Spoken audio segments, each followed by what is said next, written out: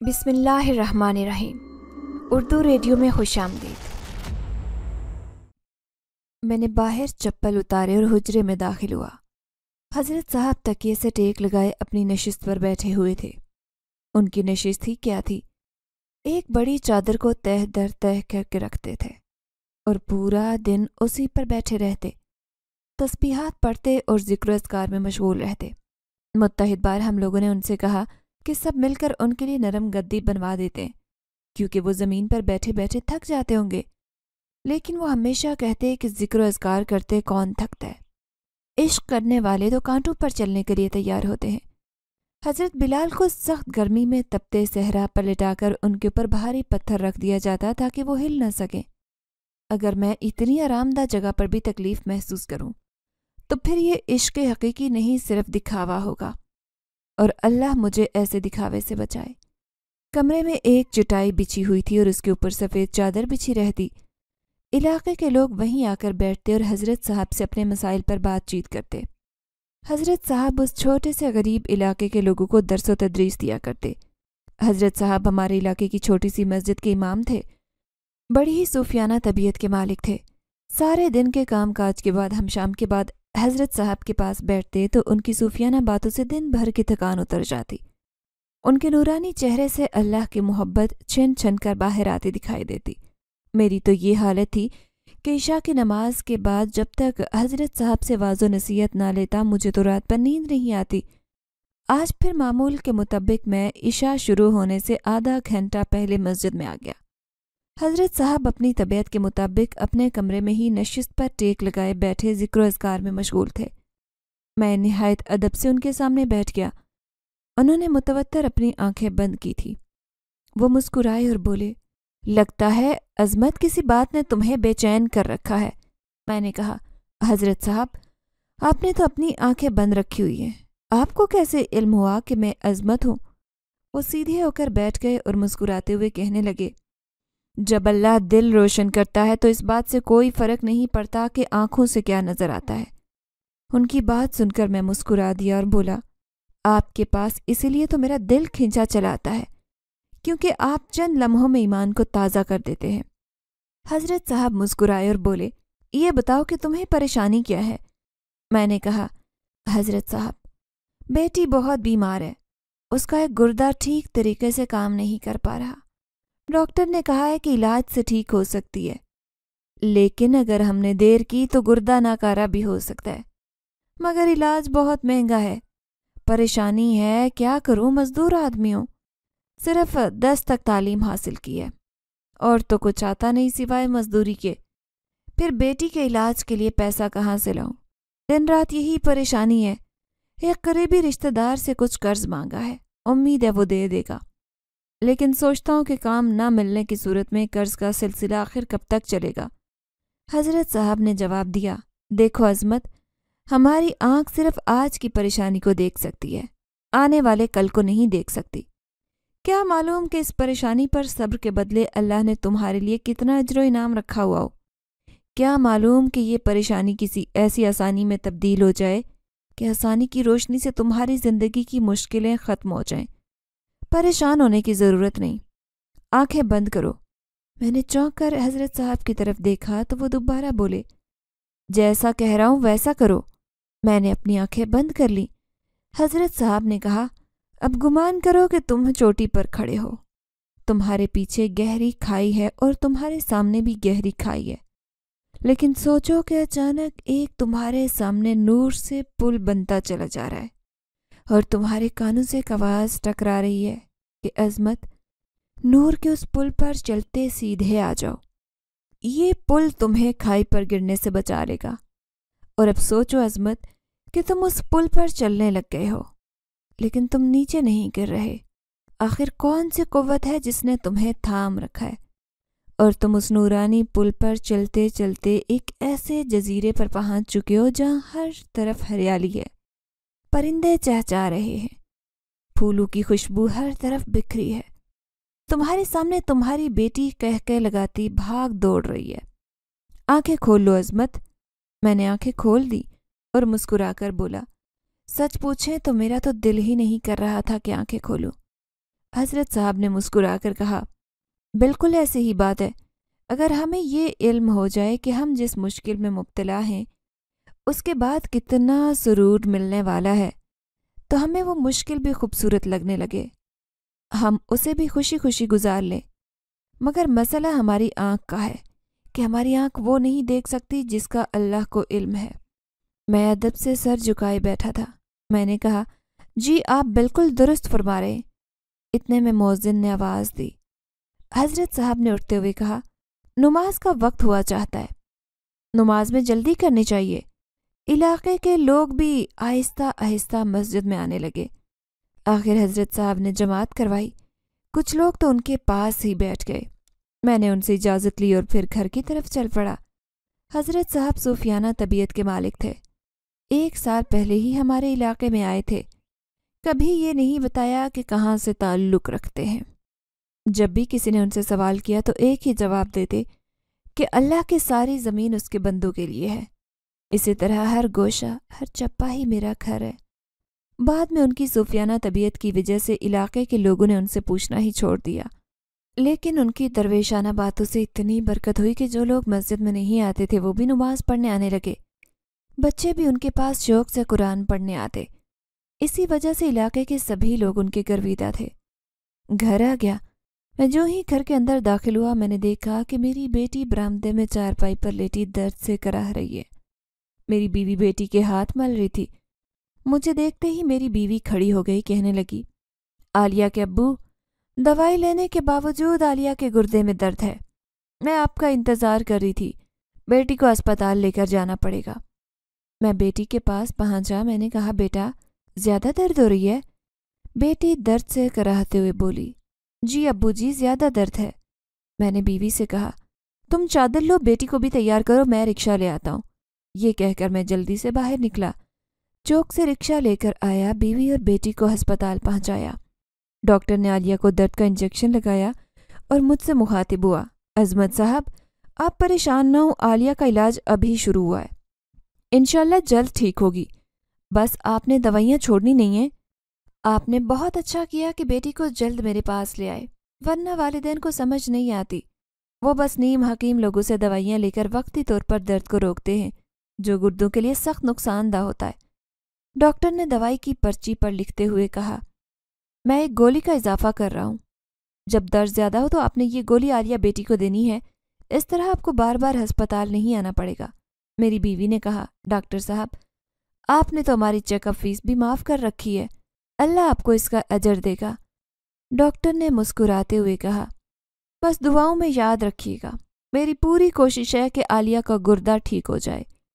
میں نے دواؤں کی پرچی پکڑی تو ڈاکٹر صاحب نے کہا، آپ یہ دوائی اندر والی ڈسپنسری سے ہی لے لیں، میں نے ڈسپنسر کو آپ کے بارے میں بتا رکھا ہے، وہ آپ کے ساتھ خصوصی رعایت کرے گا۔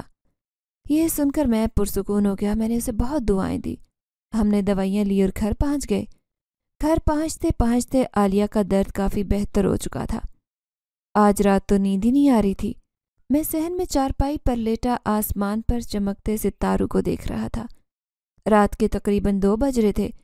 باہر کا موسم شروع ہو چکا تھا۔ اچانک میری بیوی کرسی لے کر آئی اور میری چارپائی کے پاس بیٹھ گئی۔ بولی، کیا بات ہے، آپ ابھی تک جاگ رہے ہیں؟ میں نے کہا، جہاں مزدوری کر رہا تھا وہاں صرف مزید 2 دن کا کام رہ گیا ہے۔ سوچ رہا ہوں کہ 2 دن بعد اگر کوئی کام جلدی نہ ملا تو پھر کیا ہوگا ہمارا؟ کیا ہے ہمارا، ہم تو سوکھی بھی کھا لیں گے۔ بیٹی بھی سمجھدار ہے، وہ بھی کہاں فرمائشیں کرتی ہے۔ مجھے بس اس کے علاج کی فکر ہے کہ کیسے ہوگا یہ سب کچھ، جو قرض لیا ہے وہ بھی واپس کرنا ہے۔ میری بیوی نے کہا، سچ پوچھیں تو مجھے بھی یہی پریشانی ہے، مجھے بھی پوری رات یہی پریشانی سونے نہیں دیتی۔ یہ وقت ہم پر بڑا سخت ہے، اللہ سے دعا کرتی ہوں کہ ہماری آزمائش جلد ختم ہو جائے۔ میں نے کہا، آمین۔ ہاں بھائی عظمت، یہ رہی تمہاری بقایا مزدوری، کام ختم ہو گیا، تمہارا حساب بھی کلیئر ہو گیا، کچھ رہتا ہے تو بتا سکتے ہو۔ میں نے کہا، ٹھیکیدار صاحب رہتا تو کچھ نہیں ہے، بس آپ سے ایک گزارش ہے۔ وہ بولا، ہاں بتاؤ۔ میں نے کہا، بیٹی بیمار ہے، اس کے علاج کے لیے اس وقت مجھے کام کی اشد ضرورت ہے، اگر آپ مجھے کہیں اور کام پر لگا سکیں تو آپ کی بڑی مہربانی ہوگی۔ ٹھیکیدار بولا، عظمت مجھے تمہارے ساتھ بہت ہمدردی ہے، لیکن تم دیکھ ہی رہے ہو مہنگائی کی وجہ سے کام کتنا مندہ پڑ گیا ہے۔ بلکہ جن لوگوں کے نئے گھر یا نئی دکانیں انہوں نے بنوانی تھی، انہوں نے بھی کچھ عرصے کے لیے اپنا ارادہ ملتوی کر دیا ہے۔ وہ بھی انتظار میں ہیں کہ مہنگائی کچھ کم ہو تو پھر ہی کام کروائیں۔ سچ بتاؤں تو مجھے بھی تمہاری طرح گھر بیٹھ کر کچھ انتظار کرنا پڑے گا، نئے کام کے لیے بھاگ دور کرنا پڑے گی۔ اتنے میں ٹھیکیدار نے اپنی جیب سے کاغذ قلم نکالا اور اس پر مجھے اپنا فون نمبر لکھ کر تھما دیا۔ کہنے لگا، یہ میرا نمبر لکھ لو، گاہے بگاہے فون کر کے مجھ سے پتہ کرتے رہنا۔ جیسے ہی کوئی ٹھیکہ ملا تمہیں ضرور بلاؤں گا، تم محنتی آدمی ہو۔ میں نے مسکراتے ہوئے کہا، ٹھیکیدار صاحب آپ کا بہت شکریہ۔ پیسے جیب میں ڈالے پرانی سائیکل پر سوار ہوئے گھر کی طرف روانہ ہو گیا۔ اب ایک نیا امتحان شروع ہو چکا تھا۔ مجھے اس فیلڈ میں کئی سال ہو چکے تھے، میں اپنے کام کا ماہر بن چکا تھا، لیکن بدقسمتی سے مجھے کوئی مستقل پلیٹ فارم نہیں مل سکا، جس کی وجہ سے اب تو میری صلاحیتیں بھی ماند پڑنے لگی۔ شادی کو 10 سال ہو چکے تھے، اب تو عالیہ بھی 8 سال کی ہو چکی تھی۔ عالیہ کے بعد اللہ نے اولاد نہیں دی۔ ایک اکلوتی بیٹی ہمیں ویسے بھی بہت پیاری تھی۔ کئی دن اسی سوچ بچار اور کام تلاش کرنے میں گزر گئے۔ ٹھیکیدار نے بھی ٹھیک ہی کہا تھا، مہنگائی کی وجہ سے ہر کوئی پریشان نظر آتا۔ کافی لوگوں نے کنسٹرکشن کا کام ملتوی کر دیا تھا، صرف وہی کروا رہے تھے جن کی مجبوری تھی یا جن کے پاس پیسہ بہت تھا۔ دن بھر کی بھاگ دوڑ کے بعد آج میں گھر پہنچا۔ ابھی میں گلی میں پہنچا ہی تھا کہ یہ دیکھ کر میری آنکھیں پھٹی کی پھٹی رہ گئیں۔ میرے گھر کا دروازہ کھلا تھا، میرا چچا دروازے پر کھڑا تھا اور 2 آدمی میرے گھر کا سامان اٹھا کر گلی میں پھینک رہے تھے۔ میں بھاگتا ہوا گھر کے قریب پہنچا۔ میں نے کہا، چچا آپ یہاں کیا کر رہے ہیں؟ یہ سب کیا ہو رہا ہے؟ میں نے سامان پھینکنے والوں کو کہا، رک جاؤ، میں کہہ رہا ہوں رک جاؤ۔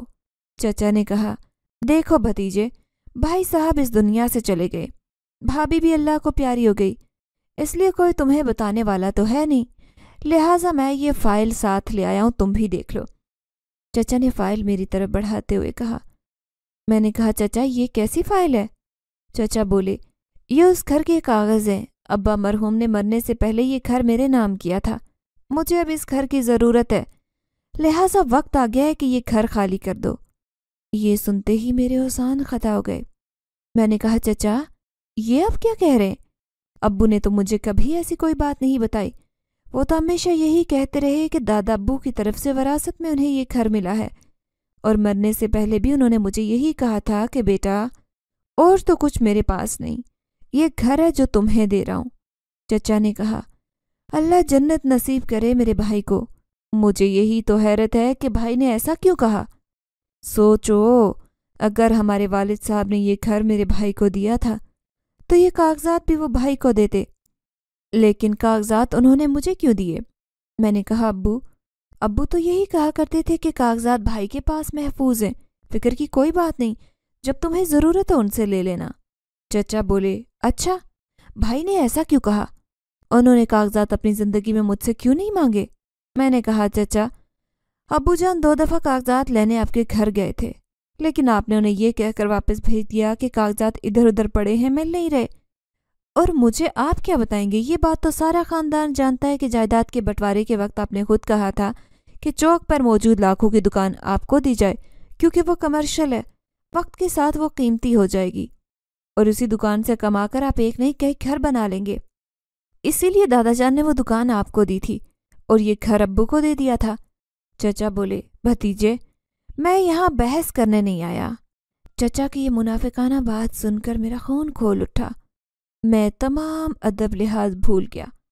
میں نے فائل کو زمین پر پھینکا اور غصے سے چچا کا کالر پکڑ لیا۔ چچا کو زور سے ہلاتے ہوئے بولا، چچا اب آپ مجھے بدتمیزی کرنے پر مجبور کر رہے ہیں، یہ گھر آپ کے نام ہے، تب بھی کوئی بھی چچا اپنے سگے بھتیجے اور اس کی بیوی اور بیمار بیٹی کے ساتھ اس طرح نہیں کر سکتا جو آپ میرے ساتھ کر رہے ہیں۔ بولے، خاموش کیوں ہیں؟ بولے۔ مجھے جارحانہ انداز میں دیکھتے ہی چچا کے ساتھ آئے 2 آدمی ہماری طرف بھاگے، چچا کو مجھ سے چھڑانے لگے۔ میں چلایا، چچا یہ فائل اٹھائیں اور یہاں سے دفع ہو جائیں، کیونکہ جس طرح آپ ہمیں دربدر کرنے پہنچے مجھے اسی سے علم ہو گیا کہ آپ بدنیت ہیں، آپ جھوٹ بول رہے ہیں۔ میں زور سے چلا رہا تھا، محلے کے چند لوگ بھی جمع ہو گئے۔ दोनों आदमियों ने मुझे पकड़ रखा था। मैंने उन दोनों को धक्का दिया, वो दोनों भी मुझसे दूर खड़े हो गए। मैंने चचा को ललकारा, मैं देखता हूँ कि कौन माइकल लाल मुझे घर से निकालता है। अगर आपने मुझे घर से निकालने की कोशिश की तो मैं आपका जीना हराम कर दूंगा। मोहल्ले का एक बुजुर्ग चचा के पास आया और बोला, क्या कर रहे हो शकील अहमद? सगे भतीजे के साथ तुम कैसा सलूक कर रहे हो? चचा ने फाइल उठाई और अपना कॉलर दुरुस्त करते हुए बोला, जो करना है कर लो भतीजे, मैं भी तुम्हें देख लूंगा। मैंने भी तुम्हें इस घर से ना निकाला तो मेरा नाम भी शकील अहमद नहीं। ये कहकर चचा अपने 2 आदमियों के साथ चलता बना। मोहल्ले के वही बुजुर्ग मेरे पास आए और बोले, तुम परेशान मत हो अजमत, तुम्हारे चचा का तो खून सफ़ेद हो गया है, लेकिन हम तुम्हारे साथ हैं। बुजुर्ग ने वहां खड़े मोहल्ले के ही चंद लड़कों को कहा कि तुम लोग सिर्फ तमाशा देखने खड़े हो, चलो ये सारा सामान उठाओ और वापस घर के अंदर रखो। ये सुनकर चंद लड़के मेरी मदद को आ गए। मैंने पूरा घर दोबारा सेट किया। वो सब लोग चले गए तो मैंने दरवाज़ा बंद कर दिया। मेरी बेटी रोती हुई आई और मुझसे लिपट गई, कहने लगी, छोटे दादा हमारे साथ ऐसा क्यों कर रहे हैं? मैंने प्यार से बेटी को थपथपाया। मेरी बीवी कहने लगी, अब क्या होगा? आलिया के अब्बू, हमारे पास तो इस छत के अलावा कुछ भी नहीं है। मैंने कहा, तुम फिक्र ना करो, मैं तो खुश हूँ कि आज मुझे अपने सगे चचा की असलियत का भी पता चल गया। हाँ, बस अब दुआ करो कि हम इस मुश्किल से जल्दी बाहर निकल आएं। कई दिन की बेरोजगारी, ऊपर से चचा की उस गिरी हुई हरकत ने मुझसे मेरे होशो हवास छीन लिए। मैंने रात का खाना खाया और मस्जिद की तरफ चल पड़ा। हजरत साहब के सामने अपने दिल का बोझ हल्का करना चाहता था। इलाके के ज़्यादातर लोग इशा के बाद ही हजरत साहब के पास बैठा करते थे, लिहाजा आज भी हजरत साहब अपने छोटे से हुजरे में तन्हा बैठे हुए थे। जैसे ही मैं हुजरे में दाखिल होने लगा, मैंने देखा कि हजरत साहब सर झुकाए अपनी नशिस्त पर बैठे हुए हैं। हाथ में तस्बीह चल रही थी और चेहरे पर उन्होंने सफ़ेद रुमाल ओढ़ रखा था। शायद वो मुराकबे में मसरूफ़ थे। मैं बाहर बैठकर इंतज़ार करने लगा। थोड़ी देर बाद वो फारिग हुए, मैं अंदर चला गया। मैंने सलाम किया।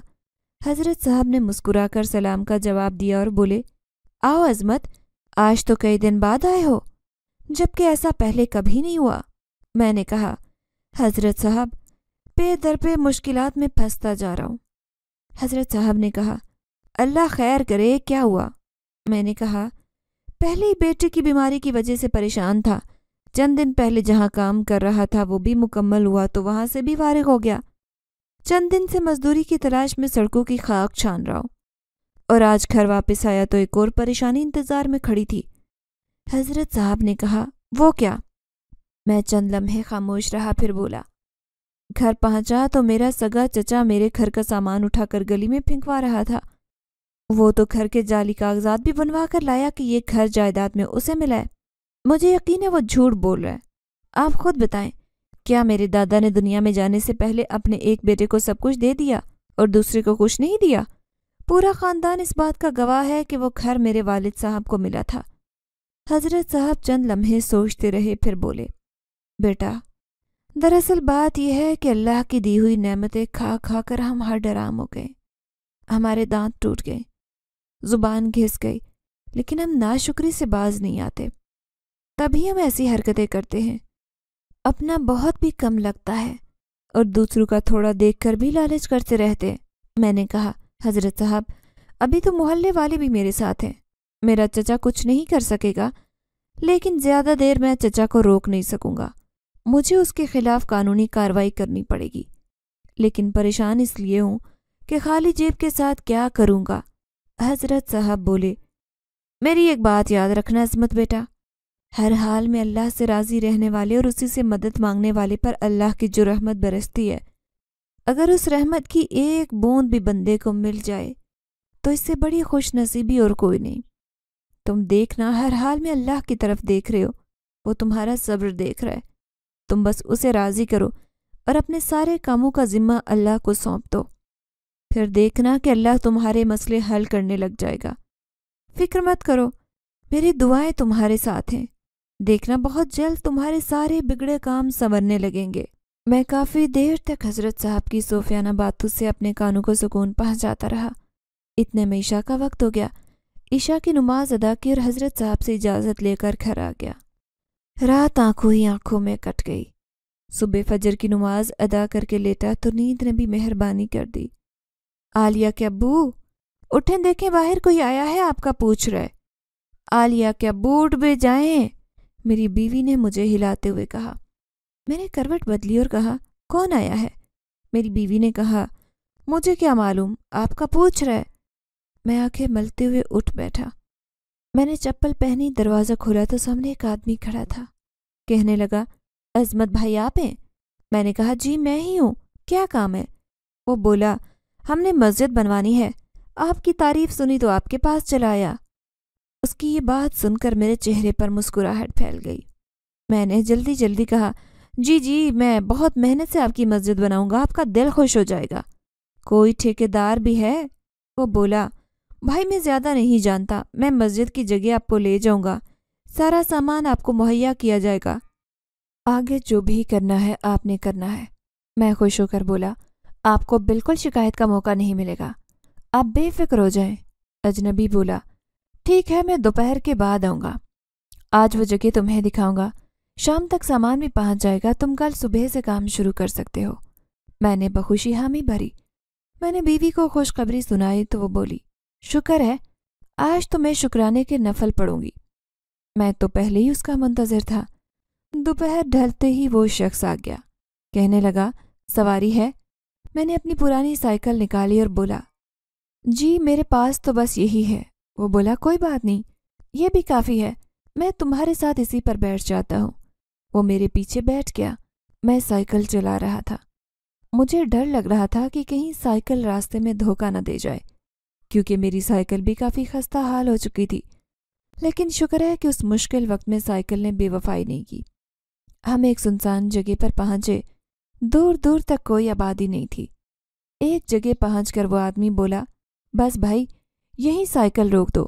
میں نے سائیکل روک دی۔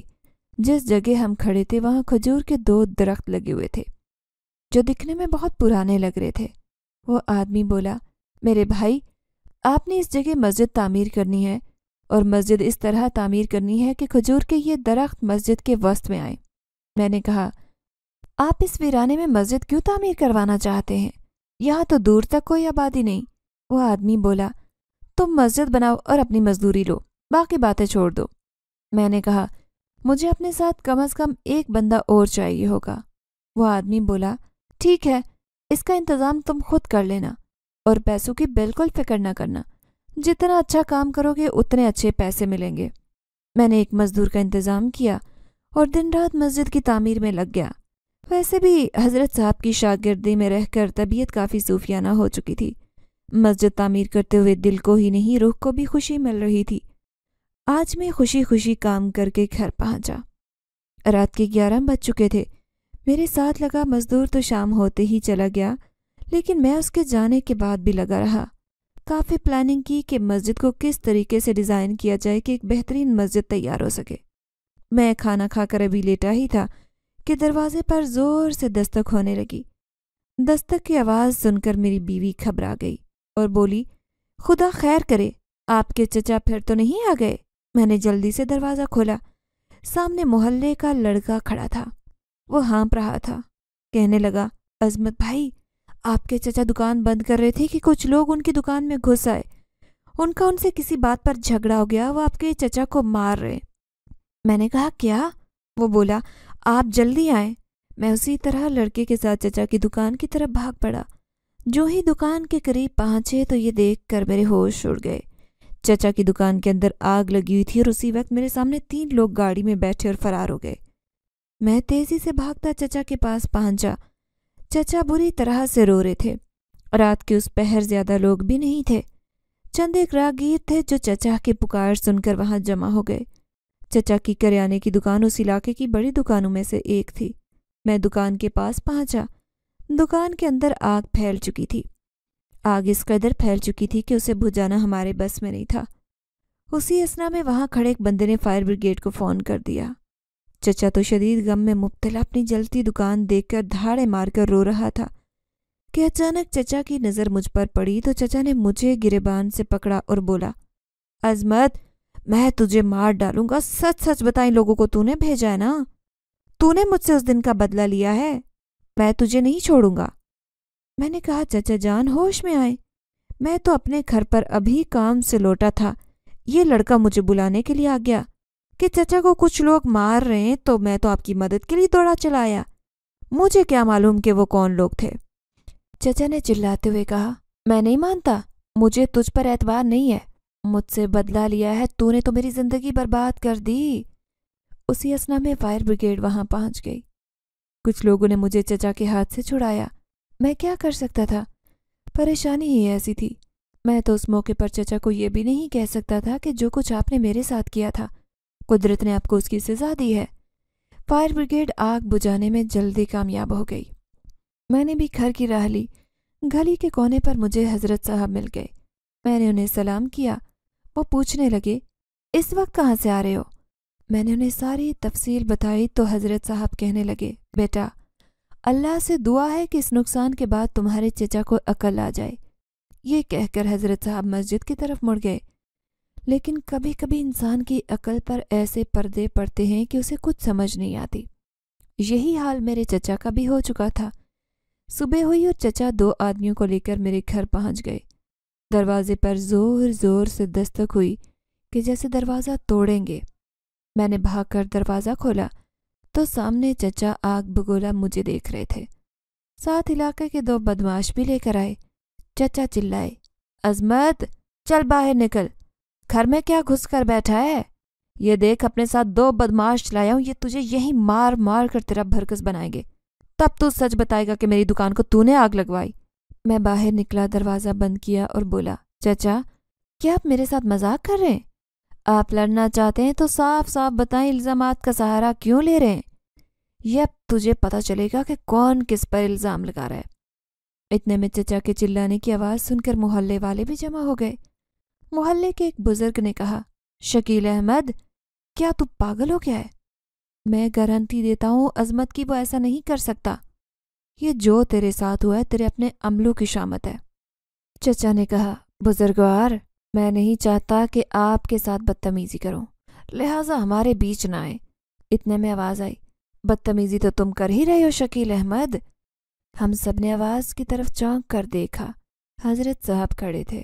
وہ بولے ایک بات بتاؤ شکیل احمد، اگر اللہ کو تم پر اسی طرح غصہ آ گیا جس طرح تم حقیقت جانے بغیر اپنے بھتیجے پر غصہ کر رہے ہو تو بتاؤ کہاں چھپو گے؟ حضرت صاحب کی بات سنتے ہی چچا بولا بلکہ لاجواب ہو گیا اور بولا حضرت صاحب آپ کچھ نہیں جانتے۔ حضرت صاحب نے کہا اگر میں یہ کہوں کہ تم کچھ نہیں جانتے تو پھر؟ چچا بالکل خاموش ہو گیا۔ حضرت صاحب بولے شکیل احمد پیسہ اتنا ہی جمع کرو جتنا سنبھال پاؤ، زیادہ سے زیادہ کی لالچ میں تم اپنی دنیا اور آخرت دونوں برباد کر لو گے۔ میرا تمہیں مشورہ ہے کہ کبھی کبھار مسجد میں آنے کے بجائے 5 وقت آیا کرو اور کچھ دن تنہائی میں خود کو وقت دو، اپنا جائزہ لو اور اپنا محاسبہ خود کرو، جب دل سے سوال کرو گے تو تمہیں جواب مل جائے گا۔ اس بار چچا خاموش رہے اور کچھ نہ بولے۔ حضرت صاحب نے کہا اگر تمہیں میری بات سمجھ آ گئی ہے تو تم یہیں سے لوٹ جاؤ اور مغرب کی نماز کے لیے مسجد میں آنا، مجھ سے بات کرنے کا دل چاہے تو ضرور کرنا، ورنہ مسجد میں ہی بیٹھ کر تنہائی میں سارے سوال جواب خود سے کرنا۔ یہ سن کر چچا اپنے ساتھ لائے 2 ساتھیوں کو لے کر واپس چلے گئے۔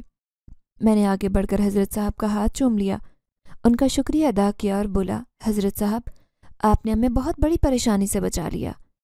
1 ماہ کی دن رات محنت کے بعد میں ایک چھوٹی سی مگر شاندار مسجد تعمیر کرنے میں کامیاب ہو گیا۔ یمن کے شہر صنعا میں واقع ایک مشہور مسجد الصلاح کی مسجد کی کچھ تصاویر میں نے میگزین میں دیکھی تھی۔ اس کے کچھ ڈیزائن تو میرے دل پر نقش ہو چکے تھے۔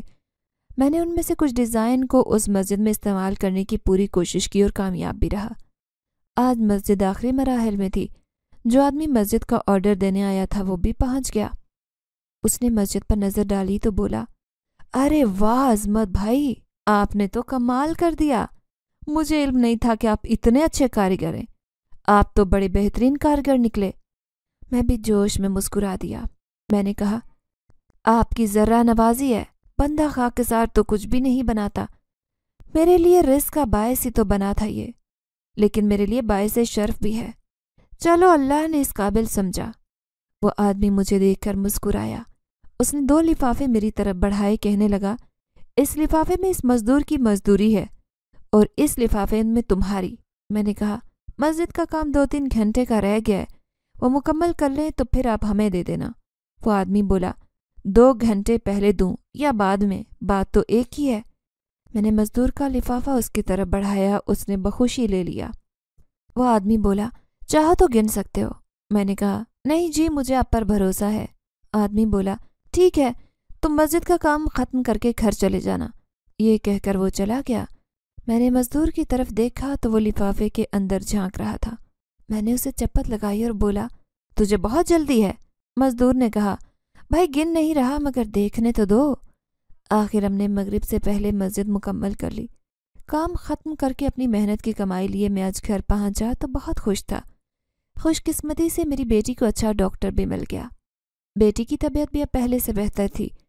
کھانا کھانے کے بعد جب میں نے لفافہ کھولا اور پیسے گننا شروع کیے تو میں حیران رہ گیا کہ جتنی مزدوری میں نے انہیں کہی تھی، انہوں نے میری مزدوری سے ڈبل پیسے مجھے دیے۔ میں اللہ کا شکر ادا کر رہا تھا۔ یقیناً یہ تو اللہ کی ہی مدد تھی۔ حضرت صاحب کی یاد ستانے لگی۔ ان کا ایک ایک حرف سچ ہو رہا تھا۔ دل چاہا کہ بھاگ کر ان کے پاس پہنچ جاؤں، لیکن اتنا تھکا ہوا تھا کہ ہمت نہ ہوئی۔ کل تو ویسے بھی کام پر نہیں جانا تھا۔ یہی ارادہ کیا کہ فجر کے وقت حضرت صاحب سے ملاقات کروں گا۔ آج تکیے پر سر رکھا، آسمان کے ستاروں کو دیکھ رہا تھا۔ سکون اتنا تھا کہ فوراً نیند آ گئی۔ آدھی رات کا وقت ہوا ہوگا کہ کسی نے مجھے پکارا، عظمت، عظمت۔ میں نے فوراً آنکھیں کھولی، لیکن جو منظر میں نے دیکھا ہڑبڑا کر اٹھ بیٹھا۔ میری چارپائی کے ارد گرد دودھ جیسی سفید رنگ کی روشنی بکھری تھی۔ کچھ فاصلے پر نورانی چہرے والا سفید لباس میں ملبوس ایک شخص کھڑا تھا۔ وہ مجھے دیکھ کر مسکرا رہا تھا۔ میں پھٹی آنکھوں سے اسے دیکھ رہا تھا۔ بولا، عظمت، جب تم مسجد تعمیر کر رہے تھے تو میں بڑے انہماک سے تمہیں دیکھ رہا تھا، لیکن تم نے جس محنت سے کام کیا، میں تمہاری مہمان نوازی کرنا چاہتا ہوں۔ کیا تم میرے ساتھ چلو گے؟ مجھے اور کچھ تو نہیں سوجا۔ میں نے ڈرتے ڈرتے ہاں میں سر ہلا دی۔ جیسے ہی ہاں میں سر ہلایا، مجھے ہوا میں تیرتے 2 شخص نظر آئے۔ میری تو جان نکل گئی، جسم میں جھرجھری ہوئی۔ یہ سب کیا تھا؟ میں نے تو آج تک ایسا کچھ نہیں دیکھا۔ وہ دونوں شخص ہوا میں تیرتے میرے قریب آئے، مجھے بازو سے پکڑ کر اٹھایا تو میرا جسم بھی ہوا میں تیرنے لگا۔ اسی دوران نیچے نظر ڈالی تو وہ بزرگ غائب ہو چکا تھا۔ یہ کیا؟ یہ کون سی خلائی مخلوق ہے؟ میں نے دل میں سوچا۔ خوف سے ٹھنڈے پسینے آنے لگے تھے۔ میں ہوا میں اڑ رہا تھا۔ ڈر کے مارے میں نے اپنی آنکھیں بند کر لی۔ چند لمحوں بعد مجھے اپنے پیروں تلے کچھ محسوس ہوا، لیکن ہمت نہیں ہو رہی تھی کہ آنکھیں کھولوں کہ وہی آواز میری سماعتوں سے ٹکرائی، عظمت، آنکھیں کھول لو۔ میں نے ڈرتے ڈرتے اپنی آنکھیں کھولی۔ میں اسی مسجد میں کھڑا تھا جو میں نے بنائی تھی۔ ارے واہ، یہ میں کیا دیکھ رہا ہوں؟ میں اپنی آنکھیں ملنے لگا، لیکن میں واقعی جاگ رہا تھا۔ مسجد کے برآمدے کے بالکل درمیان میں ایک بڑی خوبصورت کرسی رکھی ہوئی تھی، جس پر وہی نورانی چہرے والا شخص بیٹھا تھا۔ اس کرسی کے ارد گرد لائن میں بہت ساری کرسیاں لگائی گئی تھی۔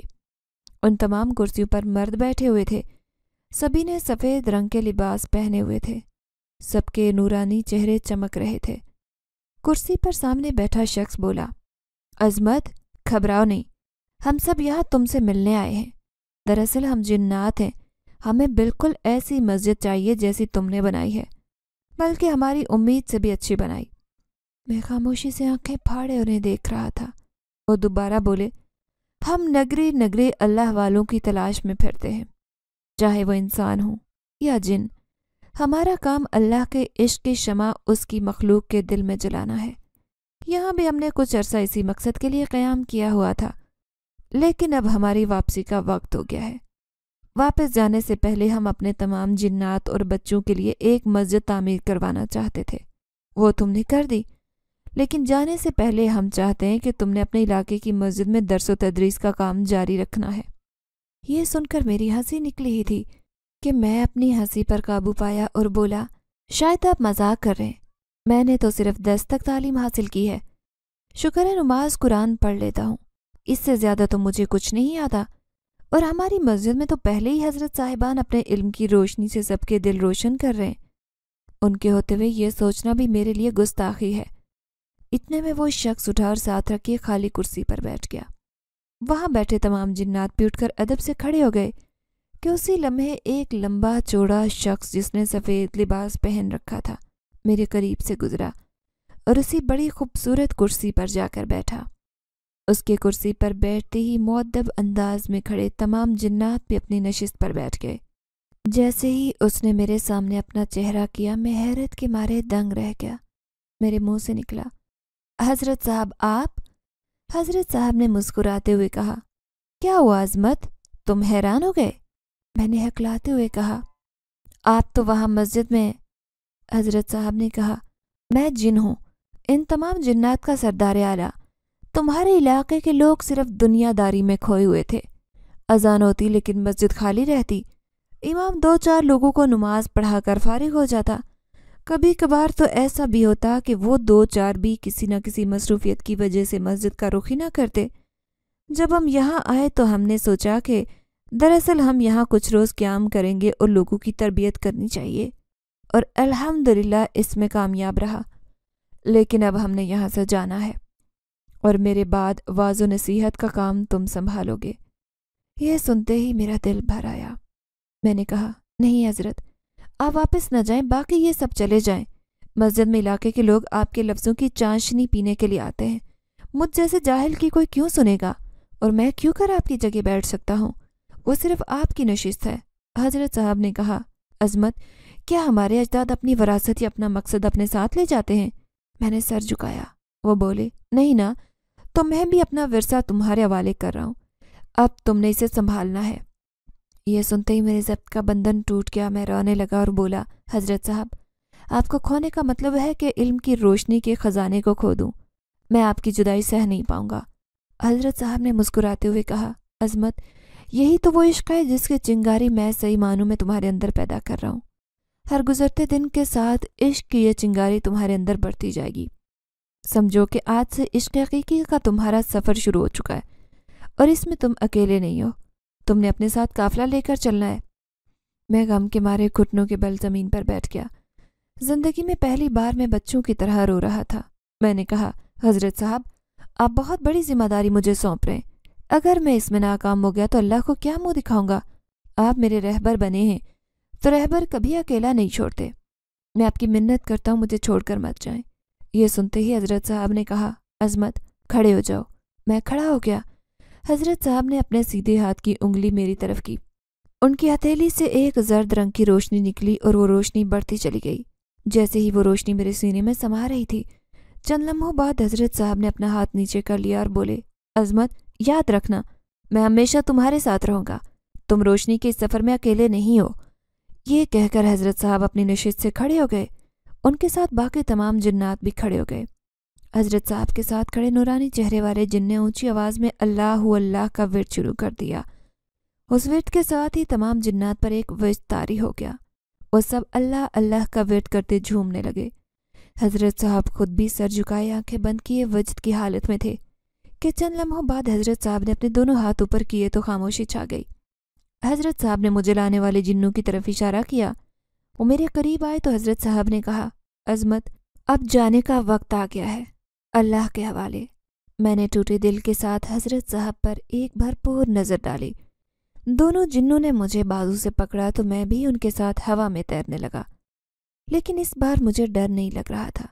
میری نظریں حضرت صاحب پر ٹکی ہوئی تھی۔ جنات نے مجھے گھر چھوڑا اور غائب ہو گئے۔ میں صدمے سے 2-4 اپنی چارپائی پر بیٹھا صرف حضرت صاحب کی باتیں یاد کر رہا تھا، اور آنسو میرے چہرے کو دھو رہے تھے۔ نہ جانے کتنا وقت گزر گیا۔ اذان کی آواز آئی، فجر کا وقت ہو چلا تھا۔ میں بوجھل قدموں کے ساتھ اٹھا اور مسجد کی طرف چل پڑا۔ حضرت صاحب نہیں تھے، نماز کون پڑھائے گا؟ علاقے کے لوگ پریشان تھے کہ ایک شخص بولا، عظمت نماز پڑھا دے تو کیسا ہے؟ میں نے کہا، ہاں بالکل، ہمیں کوئی اعتراض نہیں۔ میں جھجکا اور بولا، اگر مجھ سے کوئی غلطی ہو گئی تو؟ پڑوسی بولا، بھائی کیوں غلطی ہو گئی؟ 5 وقت کی نماز کے لیے مسجد آتے ہو، سب سے زیادہ تم ہی حضرت صاحب کے قریب تھے۔ کچھ نہیں ہوگا۔ آخر علاقے کے لوگوں کے اصرار پر میں نے سب کو نماز پڑھائی۔ نماز پڑھ کر سب چلے گئے۔ मेरी नज़र हज़रत साहब के हुजरे पर पड़ी तो मेरी आंखों से आंसू निकल आए। अगले दिन पूरे मोहल्ले में मशहूर हो चुका था कि मैंने जिन्नात के लिए मस्जिद तामीर की थी और जिन्नात वो मस्जिद अपने साथ लेकर जा चुके थे। ये खबरें फैलाने वाला कोई और शख्स नहीं बल्कि वही मजदूर था जिसने मेरे साथ मस्जिद बनवाई थी। मुझ तक ये खबर पहुंची तो मैंने अपनी साइकिल निकाली और मस्जिद की तरफ रवाना हो गया। वहां पहुंचा तो क्या देखता हूँ कि मुझसे पहले ही मोहल्ले के बहुत सारे लोग वहां जमा हैं। और वाकई मस्जिद तो वहां नहीं थी जो हमने बनाई थी। एक बुजुर्ग ने कहा, अजमत, तुम जिन्नात के लिए मस्जिद बना रहे थे? मेरे साथ काम करने वाला मजदूर बोला, मोहल्ले वालों, अजमत पर तो जिन फिदा है जो इसको कल रात उसी मस्जिद में लेकर आए और घर छोड़ने भी गए। उसकी ये बात सुनकर मैंने चौंक कर उसे देखा तो वो बोला, कल रात मैंने तुम्हें हवा में उड़ते हुए देखा था। बोलो, क्या ये सच नहीं है? अब मोहल्ले वालों पर ये सारी हकीकत आश्कार हो चुकी थी तो मैं क्या कहता। उस दिन के बाद वाकई मेरी ज़िंदगी के दिन पलट गए। मैं पूरे इलाके में जिन्नात की मस्जिद बनाने वाला मशहूर हो चुका था। दूर दूर से लोग मेरे पास अपनी इमारतें बनवाने के लिए आने लगे। मैंने इस्लामी कुतब का मुतालिया शुरू कर दिया और सुबह फजर के बाद और रात इशा के बाद दर्स व तदरीस की बैठक करता। लोग पूरी तवज्जो से मुझे सुनते। मस्जिद में नमाजियों की तादाद कम नहीं हुई बल्कि बढ़ने लगी। बेटी मुकम्मल तौर पर सेहतयाब हो चुकी थी। चचा के दिल में भी अल्लाह का इतना खौफ आया कि उन्होंने मकान के असल कागजात मुझे दे दिए और माफ़ी भी मांगी। रुपए पैसे की भी कोई कमी नहीं थी। लेकिन मैं फजर की नमाज के बाद 1 घंटा और इशा की नमाज के बाद 2 घंटे दर्स व तदरीस के लिए लाजमी रुकता। हज़रत साहब के हुजरे में उनकी नशिस्त पर बैठने की हिम्मत तो नहीं हुई, लेकिन उनकी नशिस्त के सामने अपनी जगह पर बैठता और उन्हें याद करता, उनकी याद में आंसू बहाता। अगर आपको हमारी ये कहानी पसंद आई है तो लाइक कीजिए, शेयर कीजिए, और अगर अभी तक आपने हमारा चैनल सब्सक्राइब नहीं किया तो उर्दू रेडियो को लाजमी सब्सक्राइब कीजिए। मिलते हैं अगली वीडियो में। अल्लाह हाफिज़।